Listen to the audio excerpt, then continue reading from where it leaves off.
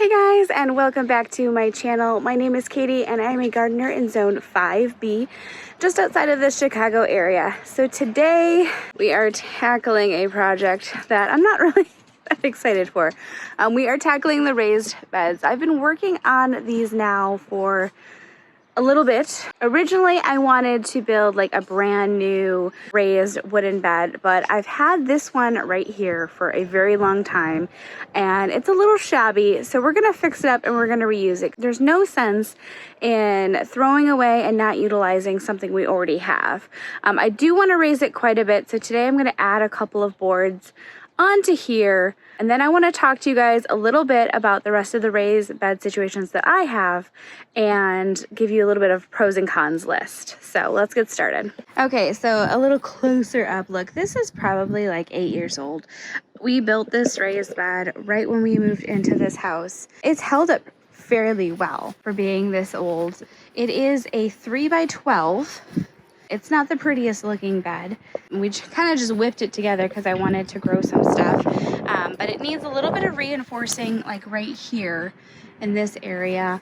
And I think I want to put some more reinforcement here as well, just because this is, let me back up a little bit.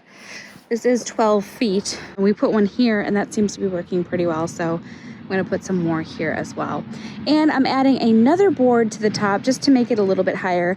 I don't think I'm going to be adding very much soil this year, just because this is the old raised bed mix anyways from last year from the galvanized beds.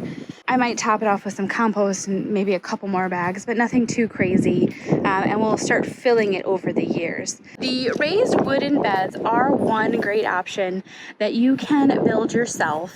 There's so many different tutorials out there. These are, I believe, are like a 2x6. These ones, 2x6, yeah. Which is actually like 1.5 inches by 5.5 inches. I don't know. I don't get the measurings on that, but that's what you would look for. This is a pretty great option, and you can customize it to the size that you want it.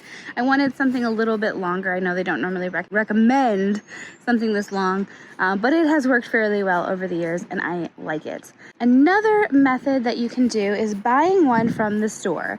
There's a lot of options out there. You can buy the snap ones. I did a video on a Costco like garden finds on Costco, and they had like a grid system, a white one that you can get. This is one that I had bought like 4 years ago-ish from Menards, and they still sell it. When I originally bought it though, it was like $30. It was so cheap. Now they're like 60 or 50, I'm not even sure. I could post a link because I know they still sell it. But this is a great option. It's like steel, it's coated steel. It's worked very, very well. I put it together in literally 10 minutes all by myself. It's a great size, and I just like the way it looks. It needs to be cleaned off because there's some dirt on the sides, but overall they have held up very well. I wasn't sure if these would start to rust right away, and they have not at all. So these are a great option if you want to buy like the pre-made kits that you can put together yourself. I've seen deck ones where you can actually have them raised and put them on like a deck. I like these in addition to my wooden one. You're gonna see I have another option. It's kind of just like a hodgepodge of raised beds, but all have some great features on them. Now, if you've been following me for a while, you know that I also have raised water trough beds. And I purchased these last year. I did a little oopsie by trying to paint the outside without prepping it. But beside the fact, these raised trough beds work really well because of their height. They are about, I would say, 3 feet high. I don't have to bend over like at all. It's a fantastic bed. It does require a lot more to fill it. We use the hugelkultur method when we filled it, but these are also a great option if you're looking for this kind of aesthetic. These can go great on decks or on patios. So this is a little bit higher and a little bit different option if you're looking for like a raised bed garden.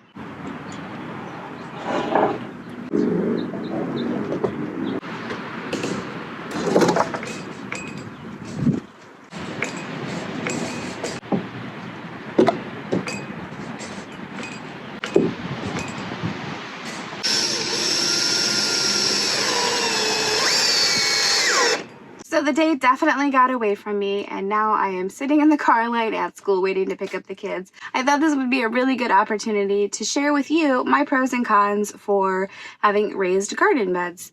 Now, we're going to start with the pros. Number one reason is that it's a little bit easier on the back and knees. Depending on how high your raised beds are, you might not even have to bend over at all to keep it clean and keep it weeded. So it's definitely a little bit easier than having to get all the way low to the ground and work and amend that soil. The number two pro is that you can control the soil conditions. So if you live in an area that does not have really great soil, maybe it's too sandy, or you're trying to grow on a patio or a balcony, this is a really good option for you because you get to control the quality of that soil. Reason number three is that raised garden beds are great drainage. You don't have to worry about your plants getting waterlogged or any wet feet. Because it is raised off the ground, the water is naturally going to flow all the way to the bottom.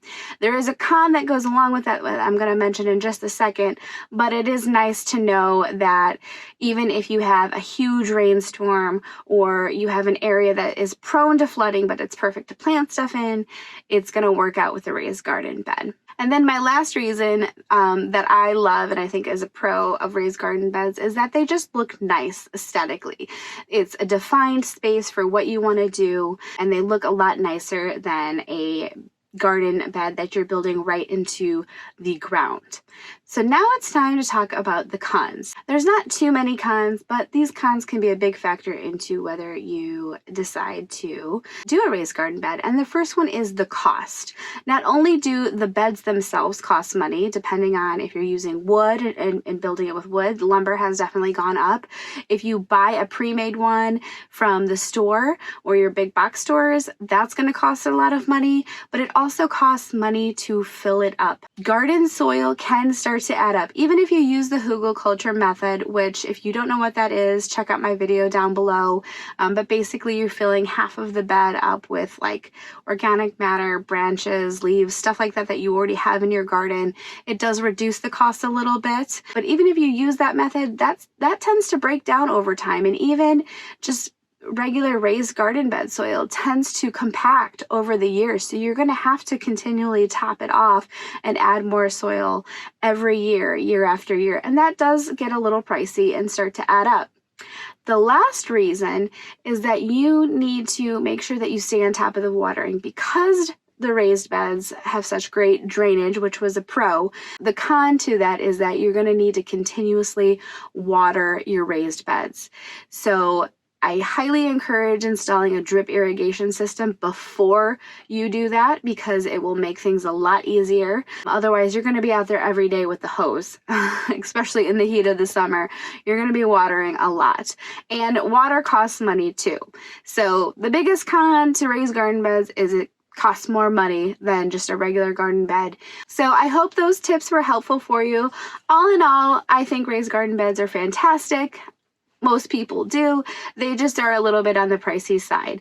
But if you have them, you know how easy they are to garden in, and overall, it's just a better experience. Okay, so we've been working kind of throughout the day.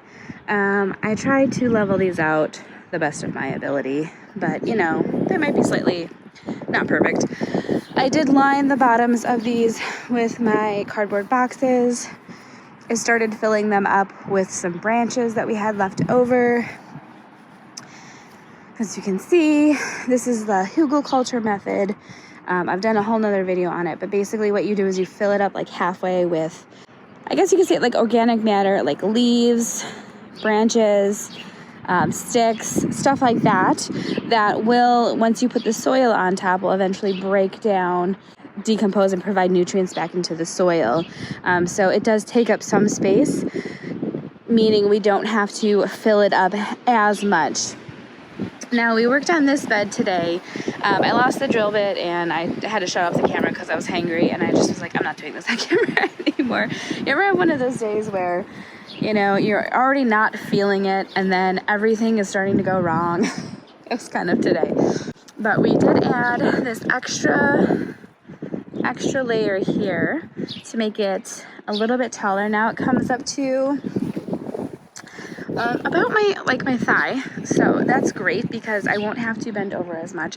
It's gonna be a chore to fill this up though. This is gonna take a lot of soil, so I'm also gonna do the hugelkultur method here because we have a lot of branches. For some reason, we just keep saying we're gonna burn them in the fire pit, and then we don't, and we don't even really have a fire pit anymore. So we have a lot of branches that I'm gonna use to fill up these beds. And then sometime this week, I'll go to the either Home Depot and get a bunch of raised garden bed soil. Last year, I made my own with peat moss.